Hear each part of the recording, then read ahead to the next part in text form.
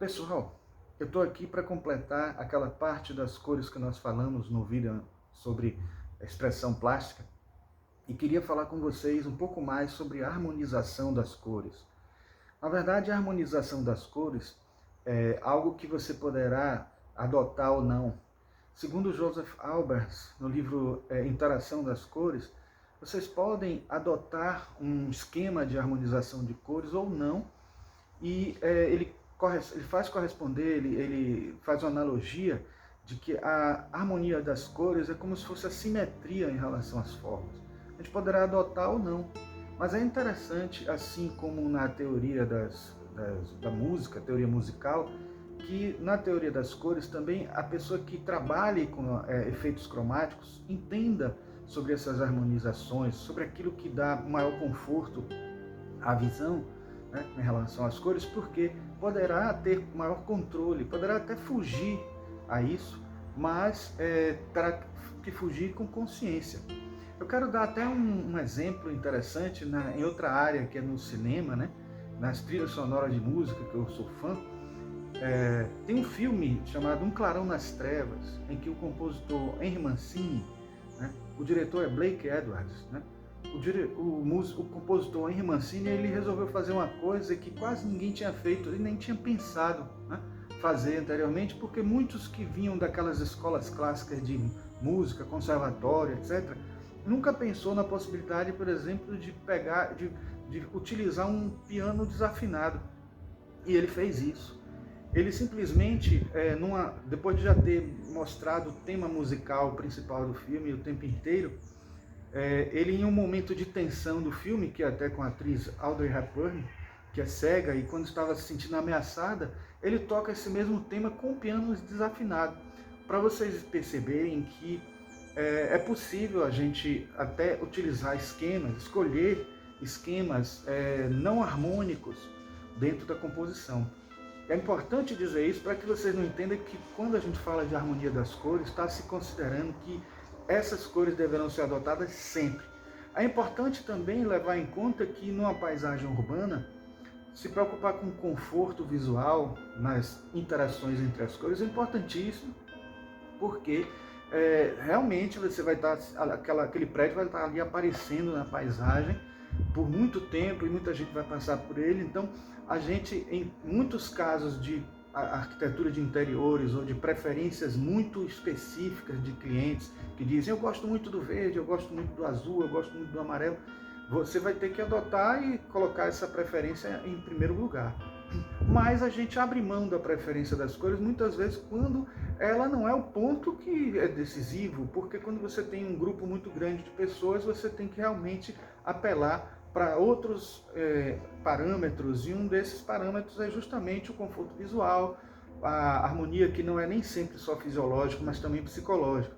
Toda vez que você tem cores que se relacionam, por exemplo, laranja, quando você tem o laranja e o vermelho, você tem cores muito próximas do círculo, e isso ajuda a relacionar elas do ponto de vista psicológico, do ponto de vista da percepção, mas também do ponto de vista de ver, de perceber que há algo em comum entre essas cores.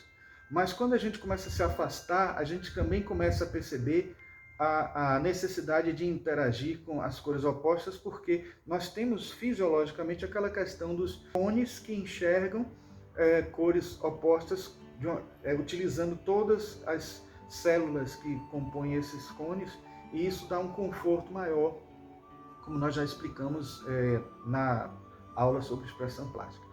Então, nesse sentido é que eu queria aqui falar para vocês que podemos dizer que para que a gente possa entender um pouco essa questão da harmonia das cores, a gente tem que primeiro entender o sistema de cores mais adequado para isso. Para a arquitetura, a gente passeando por vários sistemas, né? Aquele que foi trazido, por exemplo, da cartilha das cores de Ostwald, o sistema de Ostwald, ele é muito interessante para a gente entender didaticamente a relação das cores, mas ele já não se adapta tanto para a gente, principalmente porque ele não passou pelo crivo dos pintores e dos artistas que trabalham com cores. Mas se a gente pegar dois livros interessantes que eu recomendo a vocês, apesar de ser difícil conseguir, eles não têm em português, mas é um livro que trata sobre Princípios da Cor, de Faber-Baeyen, e o outro livro que é sobre a gramática da cor, uma gramática da cor, de Mansell, né? Albert Mansell. Esses dois livros, eles trazem um parâmetro interessante para a gente entender a harmonia das cores.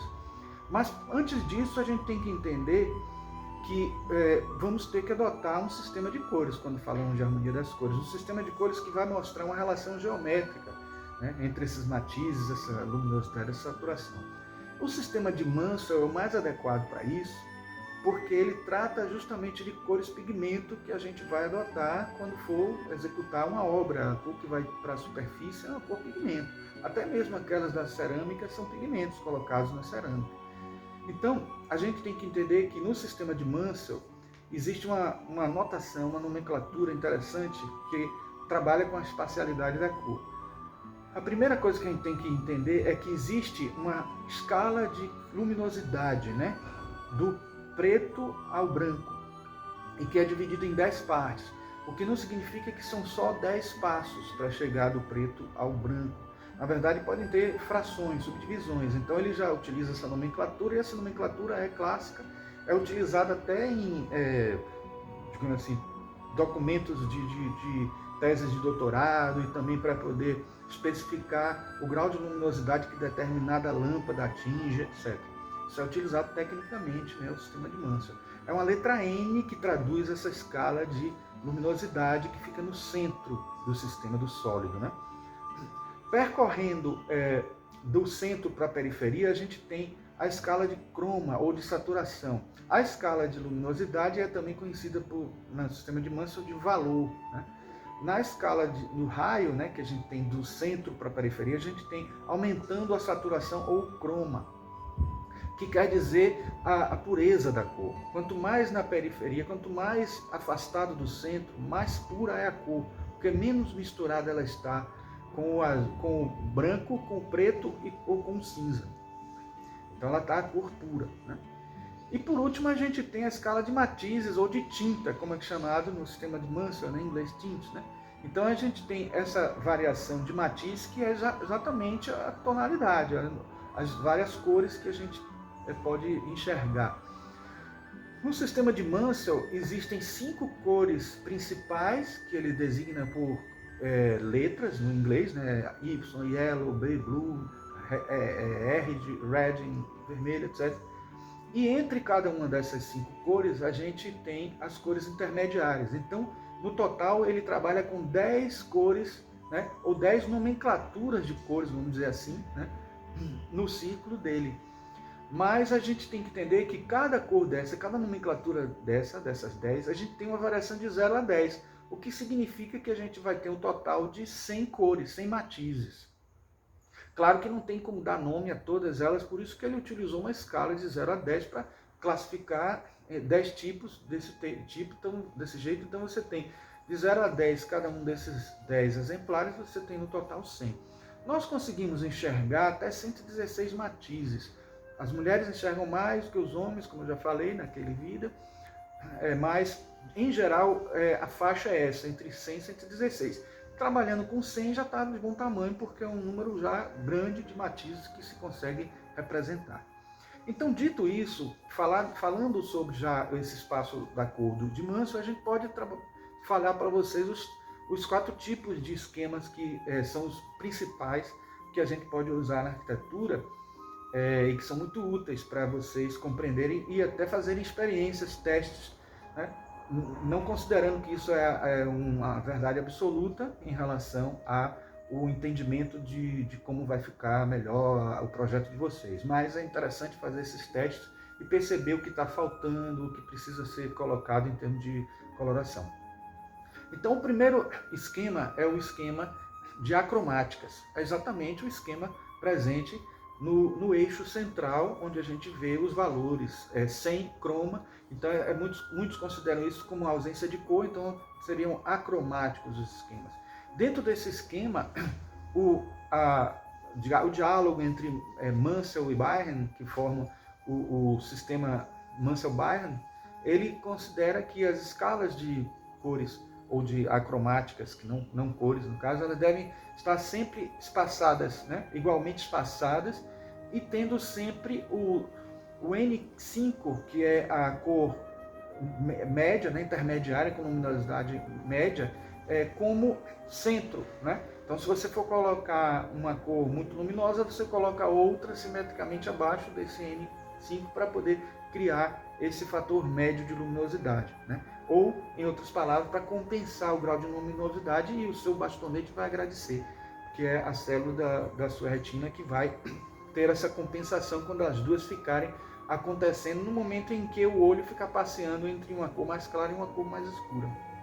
O princípio basicamente é esse, né? A gente pode falar que isso acontece com as monocromáticas também.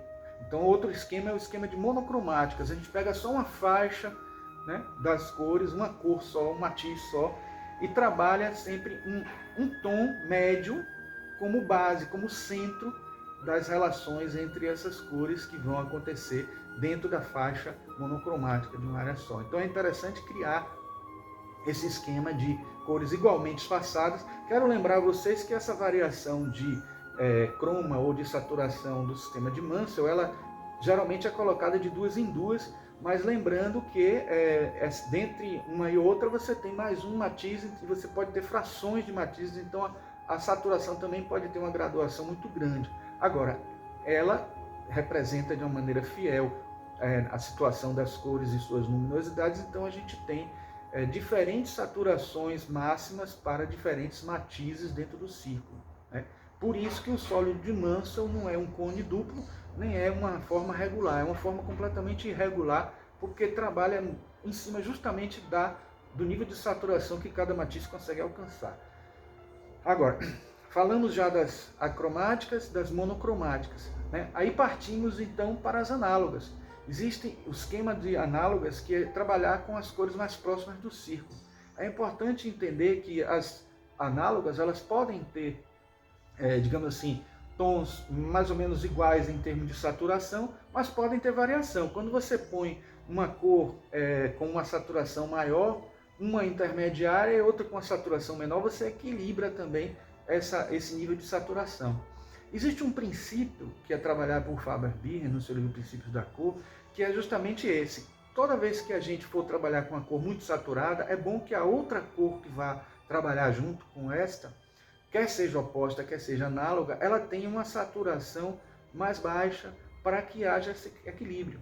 Inclusive, numa composição de duas cores, o princípio básico é justamente que quanto no sistema de Munsell, se você tem uma saturação 12, a outra tem saturação 6, você põe uma quantidade aqui proporcionalmente inversa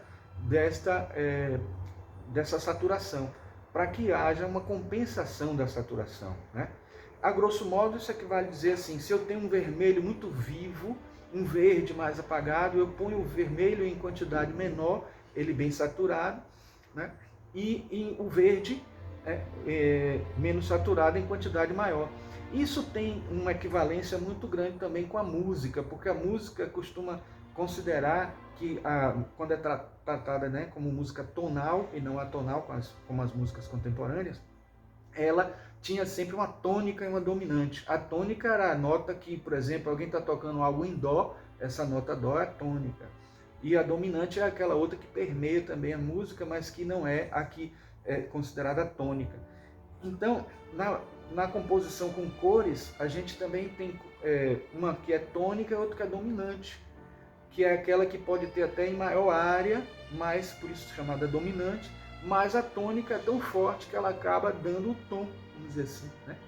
Então, e existe ainda até a subdominante, que é uma terminologia também da música, que é quando você coloca uma outra cor para poder quebrar a briga, a guerra entre os dois, entre aspas, né?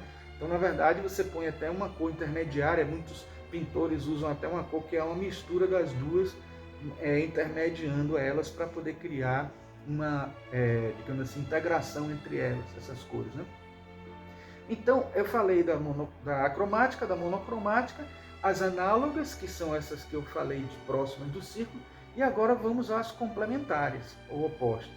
Essas cores complementares, elas podem ter uma mesma uma mesma luminosidade, elas podem ter saturações diferentes. Quando tiverem saturações diferentes, como eu falei para vocês, é bom fazer a compensação com o tamanho, com a área que se vai trabalhar com essas cores, né? Não precisa ser com essa precisão toda que eu falei, mas é sempre importante pensar nessa compensação. Toda vez que você tem uma cor complementar ou oposta que está numa luminosidade maior, você põe a outra numa luminosidade menor, colocando sempre o N5 como centro, né? Então ele vai ser o elemento central que vai ajudar a essa composição. Então, existe ainda um esquema que fala muito dentro desses livros de Mansell Byron, a gente ouve de um esquema chamado sequências em diminuição. É interessante porque ele é um arco do círculo que ele vai de uma faixa de saturação mais baixa para uma saturação mais alta e de um nível de luminosidade mais baixo para uma luminosidade mais alta, formando uma espécie de espiral, assim, uma parte de uma espiral. Segundo Mansell, essa sequência é uma sequência muito comum na própria natureza. Então a gente precisa saber que existe isso, né? E é interessante que vocês façam uma verificação, né? Quando vocês trabalharem com essas formas de pensar as cores, né? Vocês façam uma verificação, porque muitas obras, apesar de o autor não ter utilizado esses esquemas, elas acabam caindo nesses esquemas. E é interessante também entender que falamos das césias, né? Que seriam texturas de cores com um nível de uniformidade e de difusão do raio de luz que reflete, que atravessa, etc. E como nesse quadro que a gente vê aqui, cores que não são assim aquelas cores chapadas, a maioria das cores da natureza que são as cores que, segundo os artistas, são as preferidas das pessoas, dos observadores, daqueles que apreciam a arte. Então isso acontece nos materiais. E nos materiais, às vezes a gente pode não considerar que tem uma cor só, mas tem muitas cores. Se vocês derem um zoom numa imagem matricial, né, cheia de pixels, vocês vão ver que cada quadradinho tem uma cor diferente. De vez em quando uma cor igual aparece. Isso quer dizer que você tem uma capacidade de perceber que é chamada mistura óptica. Quando você junta aqueles pixels todos, você vê uma média das cores. Claro que dependendo da textura, você vai ver bem claramente ali os elementos, porque eles não estão no nível dos pixels, mas estão no nível de já perceptível alguma variação de cor. Eu costumo usar um software chamado Watercolor, que ele hoje é pago e tudo, mas eu tenho uma versão trial que não parou mais de funcionar, eu sempre uso ela e atende muito bem, que serve para que a gente possa capturar qual é aquela especificação de cor em RGB, em HSB ou em LAB, em qualquer desses sistemas, né, mais comuns de cores, né, de CMYK, etc. A gente coloca o cursor por cima de uma cor e ele vai retratar isso. Mas claro que a gente tem a opção de fazer isso pixel por pixel, ou a gente pode aumentar um quadrado e ele faz uma média. Então é interessante fazer isso porque é bom porque a gente perceba que certos materiais com sua textura possuem uma cor predominante, e essa cor predominante vai fazer parte de uma composição. E é interessante estudar isso, é interessante perceber, pré-visualizar isso, analisar isso quando vocês forem fazer as renderizações de vocês, porque isso vai ajudar muito a obter esse tipo de esquema, esse tipo de harmonização. Era isso, gente, que eu queria falar. Espero que vocês tenham gostado desse vídeo.